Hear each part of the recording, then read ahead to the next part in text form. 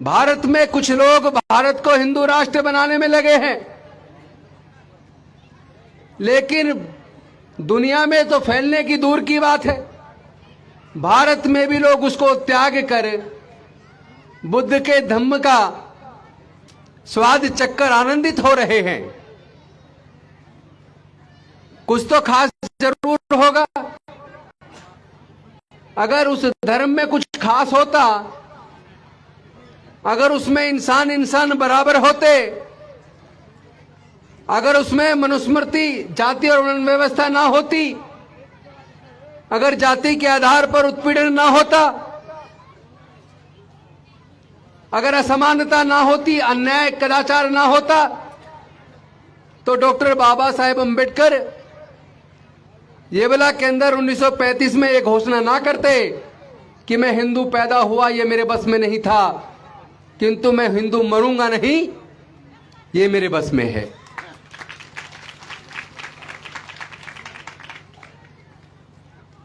लेकिन एक चीज जो आपको समझने की है वो ये है कि तथागत बुद्ध ने तो दुख का कारण खोजकर मानव को दुखों से मुक्ति का मार्ग दिया, लेकिन डॉक्टर बाबा साहेब अंबेडकर ने भारत में शूद्र और अछूत और महिलाएं हजारों साल से गुलाम क्यों हैं, दुखी क्यों हैं, उनका उत्पीड़न क्यों है, उसका कारण खोज लिया।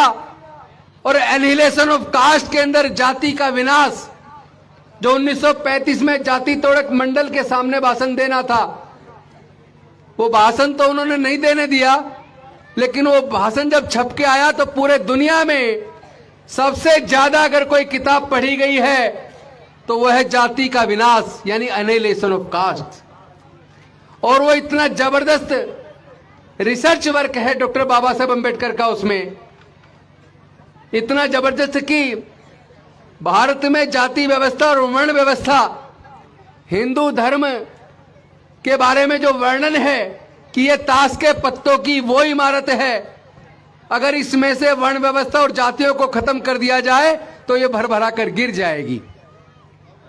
ये 4 मंजिला इमारत है जिसमें ना कोई सीढ़ी है, ना दरवाजे हैं, ना खिड़की है। जो जिस वर्ण में पैदा हुआ है, कितना ही विद्वान हो जाए, कितना ही काबिल हो, लेकिन वो वहीं पर रह सकता, किसी दूसरे वर्ण में नहीं जा सकता। तो डॉक्टर बाबा साहेब अंबेडकर ने देश के करोड़ों करोड़ों शूद्रों, छूतों और आदिवासियों की गुलामी और बदहाली का कारण भी बताया और उस शोषण से मुक्ति का मार्ग भी बताया। जिन जिन लोगों ने उस मुक्ति के मार्ग को, यानी तथागत बुद्ध के धम्म को अपना लिया और अपने आचरण में उतार लिया, आज वो लोग दुनिया में अपना नाम कमा रहे, तरक्की कर रहे हैं। और जो लोग जिन्होंने उसको नहीं अपनाया वो आज भी जाति की वजह से दुखी हैं, आज भी उनका जाति की वजह से उत्पीड़न है, आज भी वो भेदभाव का शिकार हो रहे हैं, आज भी उनके साथ अमानवीय व्यवहार हो रहा है। तो अगर भारत के दलित, आदिवासी, पिछड़े वर्ग के लोग अगर दुखों का अंत चाहते हैं, जाति की वजह से होने वाले उत्पीड़न से मुक्ति चाहते हैं, तो उनके लिए बहुत अच्छा मार्ग डॉक्टर बाबा साहेब अंबेडकर बुद्ध का मार्ग देकर गए। जो जो उसको अपना लेगा वो दुखों से बाहर निकल आएगा, उसके जीवन में कल्याण होगा और निश्चित तौर पर वह उसका परिवार तरक्की के मार्ग पर अग्रसर हो जाएगा। आज हम देख रहे हैं, आपने देखा होगा संसद के अंदर इस बार डॉक्टर बाबा साहेब अंबेडकर जी के संविधान को लागू हुए 75 साल हुए, तो 75वीं वर्षगांठ भारत की संसद में और पूरे देश में मनाई जा रही है। और जब संविधान के ऊपर चर्चा हो रही थी तो देश के गृह मंत्री, आप सब जानते हैं, देश के गृह मंत्री अमित शाह जी ने अपने भाषण में क्या कहा, उन्होंने कहा कि आज भारत के अंदर जिसे देखो वो अंबेडकर अंबेडकर अंबेडकर अंबेडकर कहता रहता है, एक फैशन बन गया है। इतनी बार अगर भगवान का नाम ले लिया होता तो 7 जन्मों को स्वर्ग मिल गया होता। तो ये क्यों कहा, क्या आप जानते हैं? ये इसलिए कहा क्योंकि हिंदू धर्म का आधार, हिंदू धर्म का संविधान, जिससे हिंदू धर्म चलता है वो मनुस्मृति है। और मनुस्मृति का स्थान डॉक्टर बाबा साहेब अंबेडकर जी के संविधान ने लिया है। वीर सावरकर जी ने बाबा साहेब के संविधान का विरोध किया था और उन्होंने मनुस्मृति का समर्थन किया था कि मनुस्मृति से देश चलना चाहिए। बल्कि यहां तक हुआ कि जब डॉक्टर बाबा साहेब अंबेडकर भारत की हिंदू महिलाओं को गुलामी से मुक्त कराने के लिए, क्योंकि पहले अगर पति मर जाए तो पूरी जिंदगी अंधेरे कमरे में महिलाओं को, हिंदू महिलाओं को रहना होता था, दूसरी शादी नहीं कर सकती थी,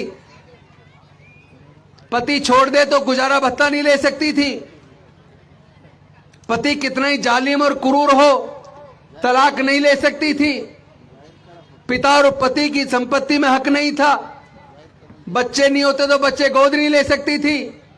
लेकिन doctor Baba Saheb Ambedkar Hindu code bill लेकर आए और हिंदू कोड बिल के माध्यम से भारत की हिंदू महिलाओं को तलाक का अधिकार, पति के मरने के बाद दूसरी शादी करने का अधिकार, पति पिता की संपत्ति में अधिकार, बच्चे नहीं होते तो बच्चे गोद लेने का अधिकार, पति छोड़ दे तो अपने लिए और बच्चों के लिए गुजारा भत्ता लेने का अधिकार देने के लिए हिंदू कोड बिल लाए। लेकिन पूरी की पूरी संसद, हिंदू महासभा के लोग, आरएसएस के लोग, जनसंघ के लोग, यहां तक कि जितनी भी पार्टियां थी, जितने भी सांसद थे, चाहे कांग्रेस के हो चाहे कम्युनिस्ट पार्टी से जुड़े हो, सब के सब लोग डॉक्टर बाबा साहेब अंबेडकर के खिलाफ, हिंदू कोड बिल के खिलाफ हो गए। और केवल खिलाफ नहीं हुए बल्कि उन्होंने बाबा साहेब के संविधान को जलाया। डॉक्टर बाबा साहेब अंबेडकर वे जवाहरलाल नेहरू जी के पुतले जलाए। करपात्री महाराज का इस्तेमाल करके हिंदू महासभा ने पूरी जंग छेड़ दी। 1952 का चुनाव था, नेहरू जी डरे हुए थे इसलिए वो बिल पास नहीं हो पाया, लेकिन 52 में जीतकर दोबारा आए, फिर प्रधानमंत्री बने तो डॉक्टर बाबा साहेब अंबेडकर जी ने नेहरू को पकड़ लिया कि अब तो तुम्हारे चुनाव का भी डर खत्म हो गया, अब हिंदू कोड बिल लागू करो। और उसके बाद हिंदू कोड बिल 4 भागों में बट के 1955 में हिंदू मैरिज एक्ट, 1956 में हिंदू सक्सेशन एक्ट, 1956 में Hindu adoption and maintenance act, guardians and wards act, इस तरह 4 भागों में बटकर हिंदू कोड बिल लागू हुआ और भारत की हिंदू महिलाओं को भी आजादी मिली। उनको भी पति के मरने के बाद दूसरी शादी करने का हक मिला, प्रॉपर्टी में हक मिला, गुजारा भत्ते का हक मिला, बच्चे गोद लेने का हक मिला।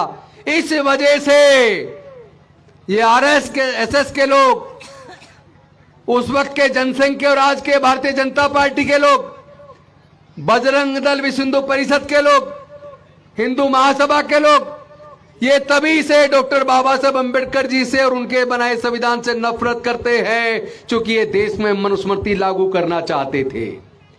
इसी वजह से उनके मन के अंदर की जो दबी हुई भावना है, उनके अंदर का जो डॉक्टर बाबा साहब अंबेडकर से नफरत है, जो वो संविधान को बदलने की बात चुनाव से पहले 400 पार की बात कर रहे थे, लेकिन जनता ने जवाब दिया, उन्हें 240 पे रोक दिया और बाबा साहब के संविधान को बदलकर मनुस्मृति लागू करने का उनका सपना पूरा नहीं हो पाया। वो जो उनके अंदर की पीड़ा है वो माननीय अमित शाह जी, देश के गृह मंत्री जी के मुखार बिंदु से निकल कर आई। अंबेडकर अंबेडकर अंबेडकर अंबेडकर एक फैशन हो गया है। इतने बार भगवान का नाम लिया होता तो स्वर्ग की प्राप्ति हो जाती।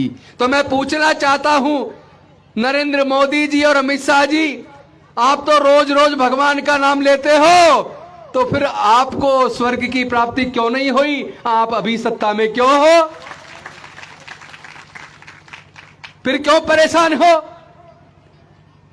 और एक और बात, आपके धर्म में तो ये कहा जाता है, बल्कि दूसरे धर्मों में भी देखता हूं, स्वर्ग में जाओगे तो अप्सराएं मिलेंगी, किसी धर्म में लिखा हूर मिलेंगी, किसी में परियां मिलेंगी। अरे वहां भी लिखने वाले ने महिलाओं के साथ अत्याचार किया। भाई पुरुषों को तो हूर मिलेंगी, अप्सराएं मिलेंगी, महिलाओं को क्या मिलेगा?